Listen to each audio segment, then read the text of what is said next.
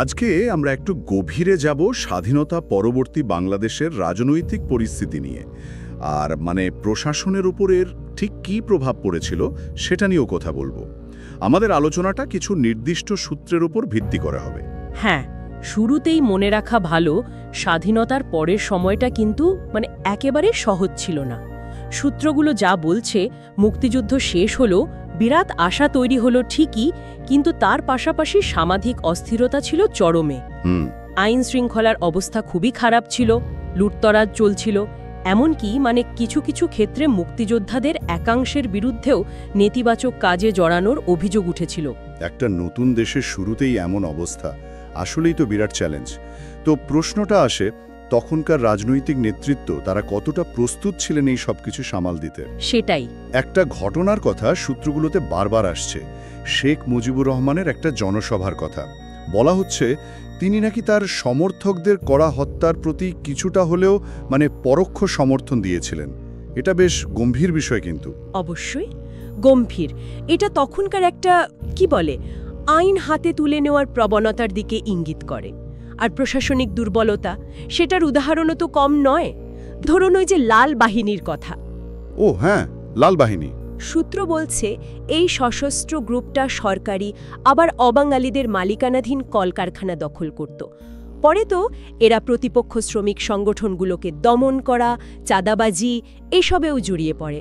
বলেন কি, কারখানা দখল? হ্যাঁ, বিশেষ করে অবাঙালিদের উপর এদের বেশ আক্রমণাত্মক মনোভাব ছিল। এটাকে অনেকে তখনকার প্রশাসনের ব্যর্থতা বা হয়তো কিছুটা পক্ষপাতিত্ব হিসেবেও দেখে। আর প্রশাসনের সরাসরি রাজনৈতিক হস্তক্ষেপের ঘটনাটাও তো বেশ হতবাক করার মতো। একজন পুলিশ ইন্সপেক্টর কয়েকজনকে ধরলেন ধর্ষণ, অস্ত্র রাখা, ডাকাতির অভিযোগে। ঠিক। আর তারপর স্বরাষ্ট্র প্রতিমন্ত্রীর পিএস, এসপি তাদের চাপে নাকি ছেড়ে দিতে হলো। এটা কিভাবে সম্ভব? হ্যাঁ, এবং শুধু ছাড়া পাওয়াই না, সূত্রগুলো বলছে অভিযুক্তরা খুব তাড়াতাড়ি জামিনও পেয়ে যায়, খালাসও হয়ে যায়।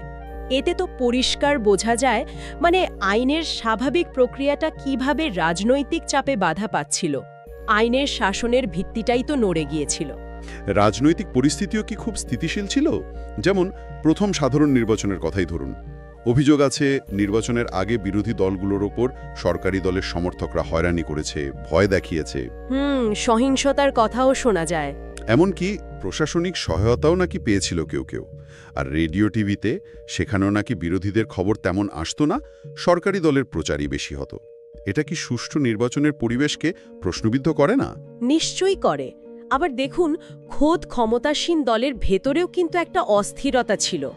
সূত্রগুলো বলছে শেখ মুজিব আর তাজউদ্দিন আহমেদ, তাদের মধ্যে কিছু নীতিগত মতপার্থক্য ছিল, বিশেষ করে ভারতের সাথে সম্পর্ক নিয়ে। আচ্ছা।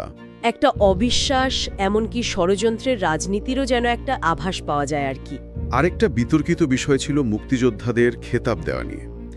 অভিযোগ উঠেছিল যে বেসামরিক মুক্তিযোদ্ধাদের চেয়ে সশস্ত্র বাহিনীর সদস্যদের নাকি বেশি গুরুত্ব দেওয়া হচ্ছিল খেতাব দেওয়ার ক্ষেত্রে। হ্যাঁ, কর্নেল নুরুজ্জামানের মতো কেউ কেউ এর বেশ সমালোচনাও করেছিলেন।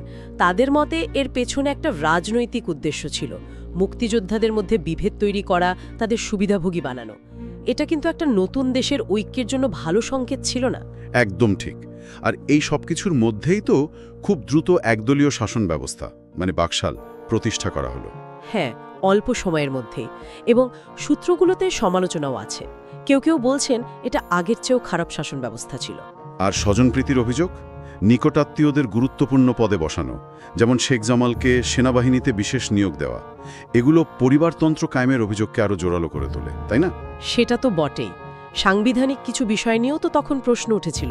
যেমন ধরুন, প্রধানমন্ত্রীকে প্রায় জবাবদিহিতার ঊর্ধ্বে রাখা হলো। হ্যাঁ, আর সংসদকে ক্ষমতা দেওয়া হলো সংবিধানের মূল নীতিসহ সবকিছু বদলে ফেলার 2/3 ভোটে, জনগণের সরাসরি মতামত ছাড়াই। ঠিক। আরেকটা খুব গুরুত্বপূর্ণ দিক ছিল নাগরিকদের পরিচয়। সংবিধানে শুধু বাঙালি হিসেবে সংজ্ঞায়িত করা হলো, অন্য যে জাতিগোষ্ঠীগুলো ছিল তাদের সাংবিধানিক স্বীকৃতিটা দেওয়া হলো না। এটাও তো একটা বড় বিতর্কের জায়গা। এই সাংবিধানিক আর রাজনৈতিক টানাপোড়েনের মধ্যেই তো ক্ষমতার দ্বন্দ্বগুলো আরও স্পষ্ট হয়ে ওঠে।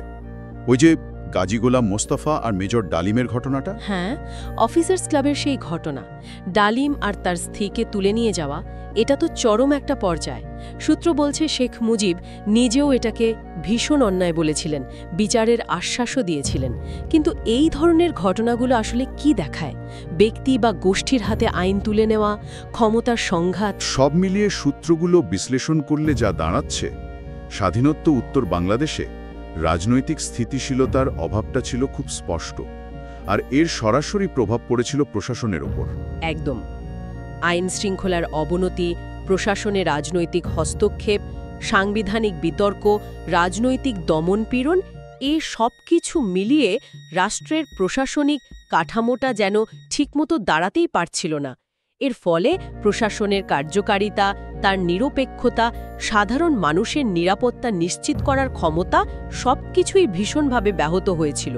তাহলে মূল কথাটা এই দাঁড়াচ্ছে যে একটা নতুন দেশের ভিত্তি যখন তৈরি হচ্ছে, সেই সময়ে যদি রাজনৈতিক নেতৃত্ব আর বিভিন্ন গোষ্ঠীর মধ্যে ক্ষমতার এমন তীব্র দ্বন্দ্ব চলে আর আইন নিজের হাতে তুলে নেওয়ার মতো ঘটনা ঘটে, হ্যাঁ, তখন একটা স্বচ্ছ, নিরপেক্ষ আর কার্যকর প্রশাসনিক কাঠামো গড়ে তোলা যে ঠিক কতটা কঠিন হয়ে দাঁড়ায়, সেটাই আসলে এই আলোচনা থেকে বেরিয়ে আসে।